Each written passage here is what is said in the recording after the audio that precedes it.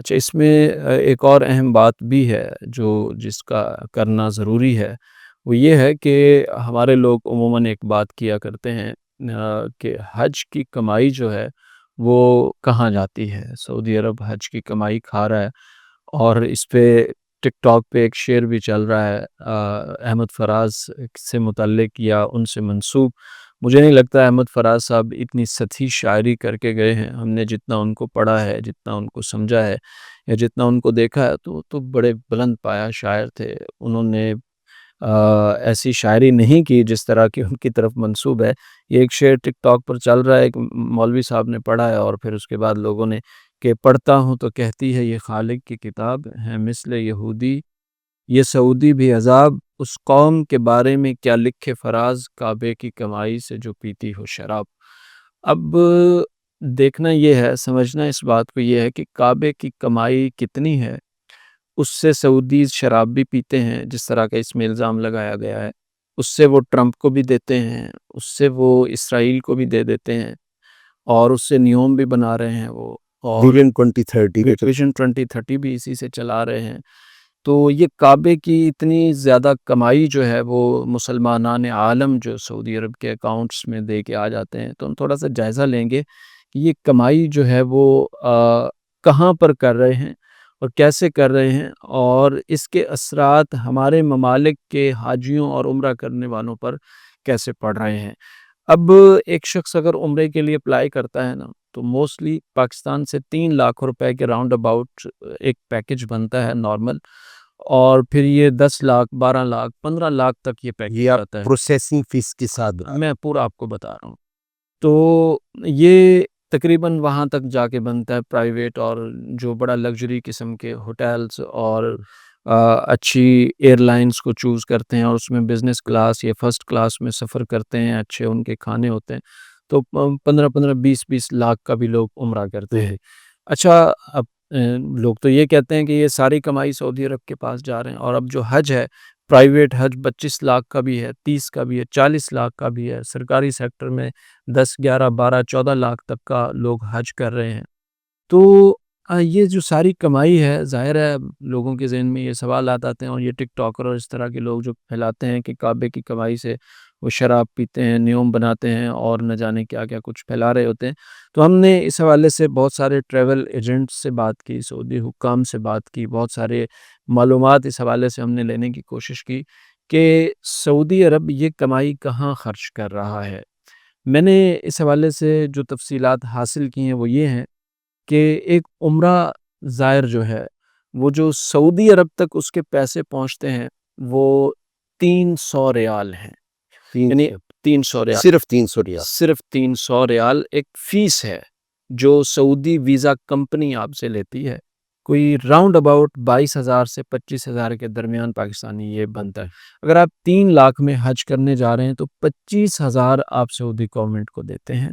اس کے علاوہ آپ کی ٹریولنگ ہے، اس کے علاوہ آپ کی رہائش ہے، آپ کا کھانا ہے، آپ کی ٹرانسپورٹیشن ہے. اچھا، اس میں لوگ یہ بھی سوچ سکتے ہیں کہ آپ ایئر لائن سے جائیں گے تو اس ایئر لائن کا سعودیہ کو فائدہ ہے، وہاں سعودی ہوٹلز میں رہیں گے تو سعودی عرب کو فائدہ ہے، وہاں کی ٹرانسپورٹ یوز کریں گے تو سعودی عرب کو فائدہ ہے، تو وہ سعودی عرب کما رہا ہے. اچھا، یہ تو عمرے کا ایک تھا 3 لاکھ. حج کا 600 ریال جاتا ہے سعودی کمپنی تک آپ کا، وہ بھی براہ راست سعودی گورنمنٹ کو نہیں جاتا ہے، وہ ایک کمپنی کے پاس جاتا ہے. وہ کمپنی آپ کا ویزا پروسیس کرتی ہے سعودی گورنمنٹ کے ساتھ. اب وہ 300 ریال عمرے کا یا 600 ریال حج کا، وہ سعودی کمپنی جو ہے اس میں سے اپنا بھی ایک مارجن رکھتی ہے، اور پھر وہ سعودی وزارت داخلہ تک جاتا ہے. تو سعودی وزارت داخلہ کی بہت بڑی ٹیمیں ہیں جو حج اور عمرے کو مینج کرتی ہیں، اس حوالے سے اس پر کام کر رہی ہوتی ہیں. تو ان تک دیکھیں، ایک حاجی کا اگر 20,000 پہنچ رہا ہے، اور ایک حاجی کا 40,000 50,000 پہنچ رہا ہے، اور ایک عمرہ کرنے والے کا 20 سے 25,000 پہنچ رہا ہے، اور اس میں وہ پورا پروسیس کرتے ہیں چیزوں کو، تو میرا نہیں خیال کہ یہ کوئی فیس اتنی زیادہ ہے جس سے وہ خود بھی شراب پی لیں. میں اس طرف آتا ہوں کہ یہ حقائق کیا ہیں، شراب والی باتیں کیا ہیں، لیکن وہ خود بھی اس سے شرابیں پی رہے ہیں، ٹرمپ کو بھی پلا رہے ہیں، اسرائیل کو اسلحے بھی دے رہے ہیں، معاذ اللہ وہ غزہ والوں کو شہید بھی کر رہے ہیں، اور نیوم بھی بن رہے ہیں. یعنی آپ ایک عمرے کی 25,000 فیس پر یہ الزام لگا رہے ہیں ان پر، اور ایک 50,000 فیس پر. اب سوال یہ بھی پیدا ہوتا ہے کہ یہ پھر باقی پیسے جو ہیں وہ کہاں جاتے ہیں؟ وہ آپ کا ٹریول ایجنٹ آپ سے لیتا ہے، آپ کے لیے وہاں پر وہ سہولیات ارینج کرتا ہے. سب پرائیویٹ کمپنی ہیں.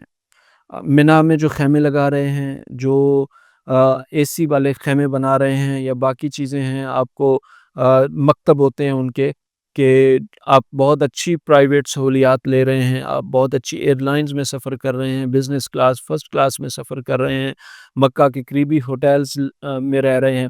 ہوٹل کا معاملہ میں آپ کو بتا دوں، مکہ مکرمہ میں جتنے بڑے بڑے ہوٹل ہیں حرم شریف کے قریب قریب، موسٹلی یہ چیریٹی کے ہوٹلز ہیں. ان کا سعودی گورنمنٹ کے ساتھ کوئی تعلق نہیں ہے، پرائیویٹ سیکٹر سے اس کا تعلق ہے، اور چیریٹی کے ہوٹلز ہیں. بہت سارے ہوٹلز ہیں جو بنائے گئے ہیں، ان سے جو پیسے حاصل ہوتے ہیں وہ افریقہ میں مسلمانوں پر لگتے ہیں، وہ غریب لوگوں تک جاتے ہیں. اس میں موسٹلی ہوٹلز جو ہیں وہ چیریٹی کے ہوٹلز ہیں، ان کا سعودی گورنمنٹ سے کوئی تعلق نہیں ہے. تو موسٹلی یہ چیزیں سعودی وزارت حج سے بھی کوئی تعلق نہیں ہے، سعودی وزارت اسلامیہ جو ہے ان کی، اس سے بھی کوئی تعلق نہیں ہے. اب یہ تو ہے اخراجات کی بات جو آپ کا ٹریول ایجنٹ آپ سے لیتا ہے، اور وہ آپ کی ہوٹلنگ، آپ کی ٹکٹنگ، آپ کی ٹریولنگ، آپ کا قیام و طعام، آپ کی چیزیں، آپ کی ٹرانسپورٹیشن، وہ سب مینیج کرتا ہے. وہ 3 لاکھ کے عمرہ پیکج سے 20 لاکھ کے عمرہ پیکج تک مینیج کر رہا ہوتا ہے. وہ 12 لاکھ گورنمنٹ کے پیکج سے لے کے، جو آپ کی ریاست اور گورنمنٹ آپ سے لیتی ہے، اس سے لے کر 50 لاکھ کے حج تک کا جو پیکج ہوتا ہے وہ اس کو مینیج کر رہے ہوتے ہیں. عمرے کا 300 ریال اور حج کا 600 ریال، یہ آپ کا سعودی کمپنی تک جاتا ہے. وہ کمپنی آپ کا ویزا لگواتی ہے، سعودی وزارت داخلہ کو پے کرتی ہے. ان کی جو متعلقہ وزارتیں ہیں، خارجہ ہے، داخلہ ہے، جہاں سے بھی وہ ویزا بن کے آتا ہے، تو وہ کمپنی آگے اس 300 ریال میں سے بھی کچھ ریال خود رکھ کے اس کو پے کرتی ہے. حج کا ہے تو 600 ریال میں سے بھی اپنا مارجن رکھ کے اس کو پے کرتی ہے. باقی آپ کا اپنی ٹریولنگ ہے، اپنی ہوٹلنگ ہے، اپنے ٹکٹ ہیں، اپنی کلاسیں ہیں، یہ اس کے اخراجات ہیں. یہ سعودی شراب کے لیے نہیں ہے جسے آپ شراب کہتے ہیں، یا دنیا شراب کہہ رہی ہے، یا ٹک ٹاک پر لوگ ایک وہ سب کچھ پھیلا رہے ہیں. اچھا، اس میں باقی یہ جو کام ہو رہے ہیں، یعنی اس سال کی میں آپ کو کچھ تفصیلات بتاؤں کہ نئی جو توسیعات ہو رہی ہیں، ابھی آپ نے رمضان میں دیکھا ایکسٹینشن ہوئی ہے بہت زیادہ. ایکسٹینشن ہوئی ہے، توسیعات ہوئی ہیں، یعنی یہ ہر سال ہو رہی ہیں. یہ سعودی رائل فیملی خود خرچ کرتی ہے. حرمین شریفین کے حج، آپ کے ہوٹل کا آپ کا خرچہ ہے، آپ کے ٹکٹ کا آپ کا خرچہ ہے، آپ کے ویزے کی فیس آپ خود ادا کر رہے ہوتے ہیں، آپ کھانا اپنا خود خرید کے کھا رہے ہوتے ہیں، آپ ٹرانسپورٹیشن میں بھی بہت زیادہ وہاں پر سستی ہیں، بہت کم ہیں. اگر آپ پرائیویٹ گاڑی اجارہ وہاں سے لے رہے ہیں، یا کوئی ٹیکسی وغیرہ، اس کا آپ پے کر رہے ہوتے ہیں، وہ ظاہر آپ کر دیں. اچھا، حرم میں جب آپ داخل ہو رہے ہوتے ہیں، جو خوشبوئیں آپ کا استقبال کرتی ہیں، جو حرم شریف کی راہداریوں میں آپ کو ٹھنڈی ہوائیں پہنچتی ہیں، جو نیچے فرش ہے، جو اوپر کی ٹھنڈی ہوائیں ہیں، جو موسم ہے، جو صوتی نظام ہے، جو دنیا کے بیسٹ قراء وہاں پر فراہم کر دیے گئے ہیں، جو فانوس ہیں، جو دروازے ہیں، جو قمقمے ہیں، جو انتظامات ہیں، جو سیکیورٹی ہے، جو حج کے مشاعر مقدسہ میں جو مصنوعی بارشیں ہیں، جو ٹھنڈے راستے ہیں، جو پانیوں کے انتظامات ہیں، جو فضائی سیکیورٹی ہے، ایئر ایمبولینسز ہیں. ابھی مدینہ منورہ میں لوگوں کے فری علاج ہوئے ہیں، ہارٹ کے آپریشنز ہوئے ہیں. کچھ مدینہ منورہ میں جو لوگ بیمار ہوئے ہیں، انہیں خصوصی نگہداشت کی ایمبولینسز میں 1200 سے زائد فیلڈ میڈیکل ہاسپٹل ہاں، ہیں. تو یہ میڈیکل ہاسپٹلز قائم ہو رہے ہیں. لوگ ٹریولنگ ان کی انتظامات کیا جا رہے ہیں، اور اس میں 1200 سے زیادہ ایمبولینسز اس وقت مدینہ منورہ میں ریڈی کھڑی ہیں. ان حجاج کرام کو جو مدینہ منورہ میں پہنچنے کے بعد کسی کو دل کا عارضہ تھا، کسی کو کوئی اور تکلیف تھی، تو وہ لمبے سفر کی وجہ سے، یا فلائنگ کی وجہ سے، فلائٹ میں طبیعت خراب ہوئی تو وہ سنبھل نہیں پائے، تو 1200 سے زیادہ ایمبولینسز اس وقت مدینہ منورہ میں ریڈی ہیں ان لوگوں کو مکہ مکرمہ، عرفات اور وہاں پہنچانے کے لیے. تو صحت کے انتظامات، ایئر ایمبولینسز، ابھی میں ایک نیوز دیکھ رہا تھا، مدینہ منورہ کے قریب ایک جگہ پر ایک حاجی کو ہارٹ اٹیک ہوا، فوراً ایئر ایمبولینس آئی، فرسٹ ایڈ دیا گیا، اس کو فوراً ہاسپٹل منتقل کیا گیا۔ تو سیکیورٹی کا نظام ہے ان کا، تو یہ سب کچھ وہ لوجہ اللہ کر رہے ہیں، اللہ کی رضا کے لیے کر رہے ہیں۔ اس کا تعلق آپ کی اس کمائی سے نہیں ہے جو آپ ان کو دے کے آ رہے ہوتے ہیں۔ یہ جو جتنی توسیعات ہیں حرمین میں، جتنی خدمات وہ فراہم کر رہے ہیں، جتنی ایکسٹینشنز ہو رہی ہیں، جتنی سہولت اور تسہیل آسانی فراہم کرنے کی وہ کوشش کر رہے ہیں، تو یہ تو وہ لوجہ اللہ کر رہے ہیں، اس کا تو نہ وہ قیمت لے رہے ہیں۔ ان دنوں میں، رمضان المبارک میں اور حج کے دنوں میں، موسٹلی ہم نے دیکھا ہے جو اہل مدینہ منورہ ہیں یا اہل مکہ مکرمہ ہیں، سعودی گورنمنٹ کے ساتھ وہ بھی آ جاتے ہیں۔ سعودی گورنمنٹ راستوں کو آراستہ کر رہی ہے، مصنوعی بارشیں کر رہی ہے، سیکیورٹی پرووائڈ کر رہی ہے، سیکیورٹی جو ان پہ معمور جو ان کے لوگ ہیں حجاج کرام کو اپنے ہاتھوں پہ اٹھا اٹھا کر، ان کے بچوں کو اٹھا اٹھا کر ٹھنڈا پانی ان کے سروں پر ڈال رہے ہیں۔ تو یہ تو سعودی گورنمنٹ کے لیول پہ کام ہو رہے ہیں۔ جو سعودی لوگ ہیں، مکہ مکرمہ کے شہری ہیں، وہ ان دنوں میں راستوں میں آ جاتے ہیں۔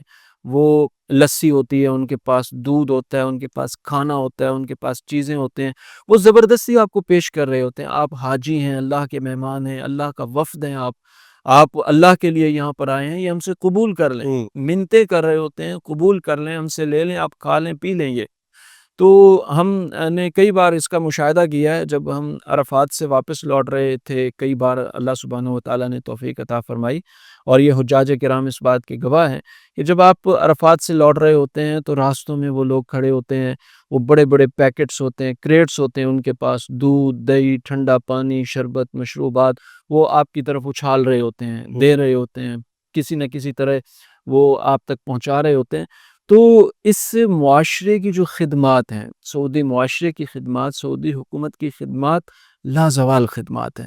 ہم یہاں پر جو مرضی شعر بناتے پھریں، جو مرضی کہتے پھریں، اس سے کوئی فرق نہیں پڑتا ہے۔ ان لوگوں کی خدمات ایسی ہیں کہ ہم ان کا مقابلہ نہیں کر سکتے۔ 1925 میں جب شریف مکہ سے یہ جگہ لی تھی، کنگ عبدالعزیز نے، ان آل سعود نے لی تھی، اس سے پہلے دولت عثمانیہ کا ایک دور تھا۔ دولت عثمانیہ میں چندے مانگے جاتے تھے حرمین شریفین کے تحفظ کے لیے، حاجیوں کو پانی پلانے کے چندے مانگے جاتے تھے، حاجیوں، غلاف کعبہ سوڈان کے وہ جو دار فور کے گورنر تھے وہ بنا کے بھیجا کرتے تھے۔ تو کھجوریں کہیں سے آ رہی ہوتی تھیں، کعبہ شریف کا کے جو استار ہیں یعنی غلاف کعبہ ہیں وہ کہیں اور سے آ رہے ہوتے تھے، اور حجر اسود کے لیے یا باقی جگہوں کے لیے جو خوشبوئیں وہ کہیں اور سے آ رہی ہوتی تھیں۔